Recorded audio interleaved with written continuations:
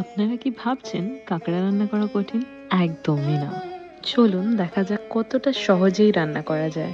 আর কাঁকড়া রাঁধতে গেলে কাঁকড়া ছাড়ানো আর পরিষ্কার করাটাই যা কঠিন, বাকি সবটাই সহজ। প্রথমেই কাঁকড়াগুলোকে ভালো করে পরিষ্কার করে ধুয়ে নিয়ে একটু নুন আর একটু হলুদ মাখিয়ে রেখে দেবো কিছুক্ষণের জন্য। এবার একটা কড়াইতে বেশ কিছুটা সর্ষের তেল দিয়ে ভেজে নেব সব কাঁকড়াগুলোকে।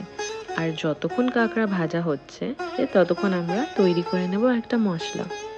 তাই 2 চামচ ধনে, 2 চামচ জিরে, 1 চামচ হলুদ আর 2 চামচ লঙ্কার গুঁড়োতে জল মিলিয়ে রেখে দেব কিছুক্ষণের জন্য। আর সাথে 2টো পেঁয়াজ, 1টা টমেটো, 3টে আলু, কিছুটা আদা আর কটা রসুন ভালো করে বেটে নেব। কাঁকড়াগুলো লাল হয়ে ভাজা হয়ে এলেই ওটাকে উঠিয়ে নেব। আর সেই তেলেই 3টে তেজপাতা, 2-3 টুকরো দারচিনি, 1টা শুকনো লঙ্কা, এলাচ আর 2টো লবঙ্গ দিয়ে ভালো করে ভেজে নেব। আর সাথে কেটে রাখা আলুগুলোকে হালকা একটু ভেজে তুলে নেব।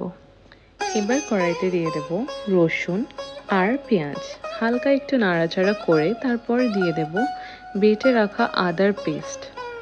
এগুলো সব যখন একটু ব্রাউন হয়ে আসবে তারপর দিয়ে দেব টমেটো আর সাথে ভিজিয়ে রাখা মশলাটাও।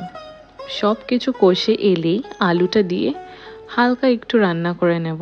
আর তারপর তার মধ্যে একটু চিনি দেব আর সাথে ছেড়ে দেব ভেজে রাখা কাঁকড়াগুলো।